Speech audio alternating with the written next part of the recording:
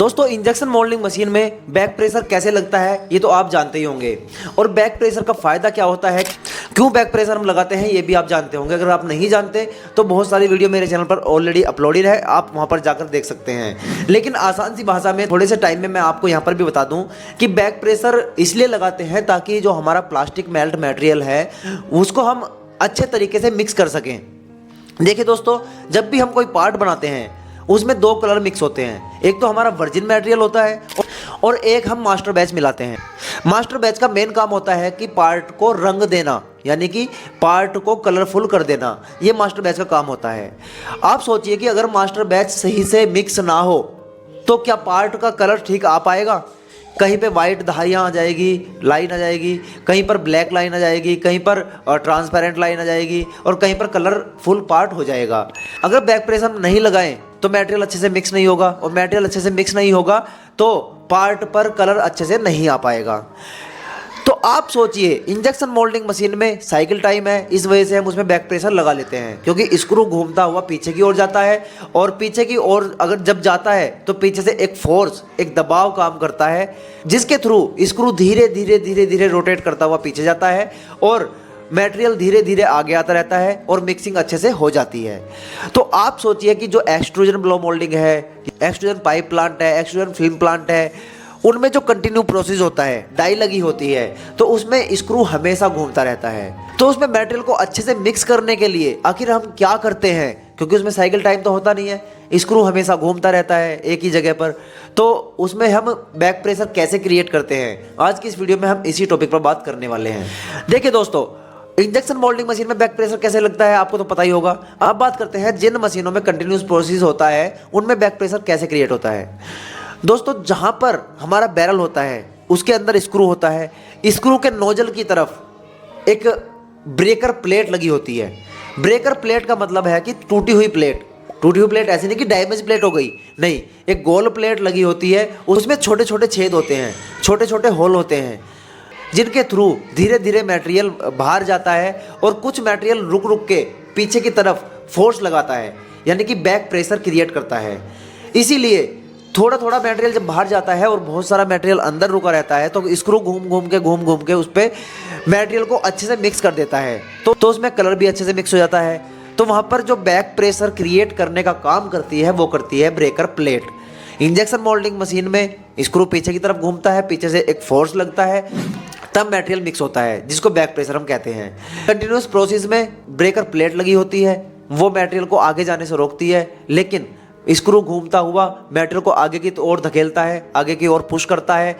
तो जब सारा मटेरियल बाहर नहीं जा पाता आसानी से, तो कुछ मटेरियल बैरल में रुका रहता है और स्क्रू बार बार घूमते हुए उस मटेरियल को अच्छे से मिक्स कर देता है। तो ये होता है कंटिन्यूस प्रोसेस वाली मशीन में बैक प्रेशर कैसे क्रिएट होता है और कैसे मटेरियल मिक्स होता है।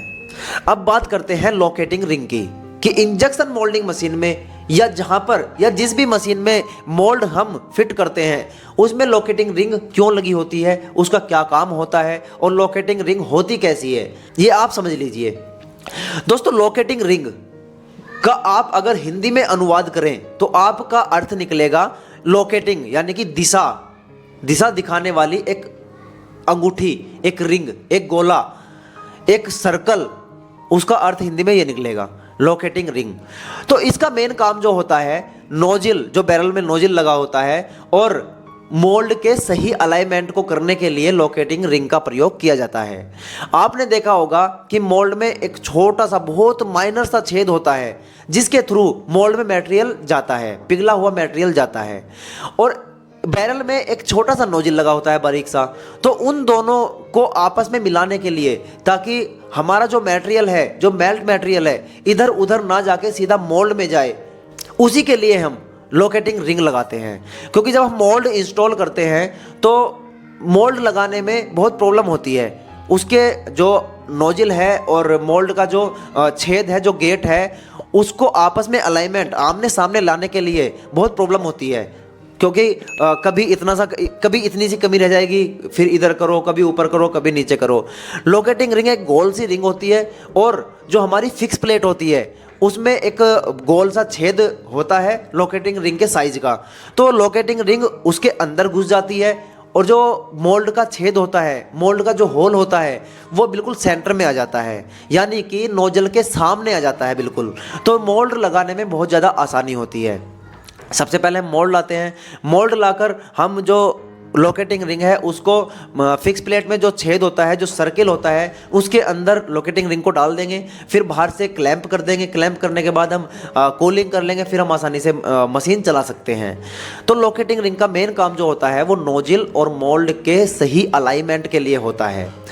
अब दोस्तों आपके माइंड में एक क्वेश्चन आ रहा होगा कि अगर हम लोकेटिंग रिंग ना लगाएं तो क्या हम मोल्ड को चला सकते हैं, मोल्ड से पार्ट बना सकते हैं? जी बिल्कुल बना सकते हैं। अगर आप लोकेटिंग रिंग नहीं लगाओगे तो आपको मोल्ड इंस्टॉल करने में, मोल्ड का सही अलाइनमेंट करने में प्रॉब्लम आ सकती है, लेकिन उसका प्रोडक्ट बनने और ना बनने से कोई लेना देना नहीं है। अगर आप मोल्ड ठीक से एडजस्ट कर दोगे, ठीक से नोजल के सामने मोल्ड का होल ले आओगे जहाँ से मटेरियल मोल्ड में इंस्टॉल होता है, तो आप बिल्कुल पार्ट निकाल सकते हो। अब दोस्तों यहाँ पर एक क्वेश्चन आता है कि अगर मोल्ड और बैरल का जो नोजल का सही अलाइनमेंट ना हो पाए और जो मोल्ड का जो होल है वो नोजल के सामने ना आए, तो क्या मटेरियल बाहर निकलेगा? क्योंकि पीछे से तो इंजेक्शन होगा, फोर्स लगेगा काफ़ी ज़्यादा। तो जब सामने मटेरियल जाने की जगह नहीं होगी तो मटेरियल आखिरकार जाएगा कहाँ पर वो, और मटेरियल बाहर नहीं जाएगा तो अंदर कैसे एडजस्ट होगा? उसके कारण क्या क्या प्रॉब्लम आ सकती है ये भी समझ लीजिए। दोस्तों जब आप कोई चीज़ पीछे से धकेलते हो, चाहे वो पानी हो, चाहे वो पाउडर हो, कुछ भी चीज़ें हों, तो जब आप पीछे से धकेलोगे, उसमें पीछे से पुश करोगे, अगर आगे रास्ता है तो वो आसानी से निकल जाएगी। ऐसा ही इंजेक्शन मोल्डिंग मशीन में है। अगर आप मेल्ट मटेरियल धकेलोगे आगे, आप पुश करोगे, तो अगर आगे रास्ता है जाने का तो मेल्ट मटेरियल निकल जाएगा, और रास्ता अगर नहीं है तो पीछे से तो मशीन पुश करेगी ही करेगी, वो उतना ही फोर्स लगाएगी जितना कि मोल्ड और नोजल के सही अलाइनमेंट में लगाती, उतना ही फोर्स लगा रही है। तो वो जब मटेरियल बाहर नहीं जाएगा तो वो जाएगा कहाँ पर, ये समझिए। वो मटेरियल दोस्तों एनआरवी को डैमेज करता हुआ, यानी कि एनआरवी जो नॉन रिटर्न वाल होती है उसको ब्रेक करता हुआ या फिर उसको थोड़ा सा साइड करता हुआ पीछे की ओर चला जाएगा, बैक मार जाएगा। क्योंकि जब प्रेशर लग रहा है, छोटा मोटा प्रेशर नहीं होता, इंजेक्शन प्रेशर या फिर क्लैंप प्रेशर, जो भी प्रेशर इंजेक्शन मोल्डिंग मशीन में होता है वो छोटा मोटा नहीं होता, बहुत भारी प्रेशर होता है। जब इंजेक्शन प्रेशर उस पर लगेगा तो मटेरियल अपने निकलने की जगह देखेगा, जहाँ पर भी उसको जगह मिलेगी वो वहाँ पर ही एडजस्ट हो जाएगा, वहाँ से ही बाहर निकल जाएगा। तो जब आगे जगह नहीं है तो बैरल में ही एडजस्ट होगा। बैरल में एडजस्ट होने का मतलब है कि जब स्क्रू आगे जाएगा बिना घूमे हुए तो आगे जगह नहीं मिलेगी। तो जो एनआरवी के बराबर में हल्की फुल्की जगह होती है या जगह ना भी हो तो मटेरियल अपनी जगह बना लेगा। जो इंजेक्शन प्रेशर लग रहा है उसकी वजह से एनआरवी के बराबर में, एनआरवी के चारों तरफ थोड़ी सी जगह बना लेगा मटेरियल और बैक मार जाएगा पीछे की तरफ। और बैक मारने के बाद सबसे बड़ा डिफेक्ट आता है कि लम्स जम जाता है। होपर की नेक और बैरल की नेक में एक मेल्ट मटेरियल जम जाता है, क्योंकि वहाँ पर टेम्परेचर बहुत कम होता है। और जब वहाँ पर लम्स जम जाता है तो वहाँ पर मटेरियल जो ऊपर का है वो नीचे नहीं आ पाता, जो होपर का मटेरियल है वो नीचे नहीं आ पाता, और स्क्रू को शॉर्ट साइज क्रिएट करने के लिए मटेरियल नहीं मिल पाता। फिर क्या होता है, हमको ज़बरदस्ती से जो लम्स जमा है वो तोड़ना पड़ता है।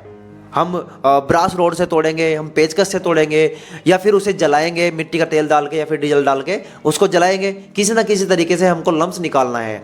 आप देखते होंगे कि जब प्लास्टिक का मेल्ट मटेरियल ठंडा हो जाता है वो कितना हार्ड हो जाता है, आप उसे जल्दी से तोड़ नहीं सकते। और जब मटेरियल नेक में जम जाएगा, होपर की और बैरल की नेक में जम जाएगा, तो आप इतने छोटे से होल में से कैसे उसको तोड़ पाओगे? तो बहुत प्रॉब्लम होती है। आप ध्यान रखें कि नोजल का और मोल्ड का सही अलाइनमेंट करें ताकि मेल्ट मटेरियल आसानी से मोल्ड में जा सके और बैक ना मारे। अगर बैक मार गया तो मैंने देखा है कि पूरी शिफ्ट भी उस लम्स को निकालने में गई है। 3-3, 4-4 घंटे भी गए हैं, और कभी कभी आधे 1 घंटे में भी निकल गया।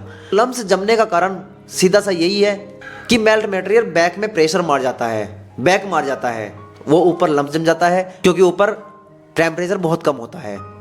तो आई होप दोस्तों मैंने आपको जो चीज़ें सिखाई हैं, जो समझाई हैं, ये कि ब्रेकर प्लेट क्या होती है, इंजेक्शन मोल्डिंग मशीन में बैक प्रेशर कैसे लगता है, और लोकेटिंग रिंग क्या होती है, और अगर मोल्ड और नोजल का सही अलाइनमेंट ना हो, बैक प्रेशर मार जाए मटेरियल, तो क्या प्रॉब्लम आ सकती है।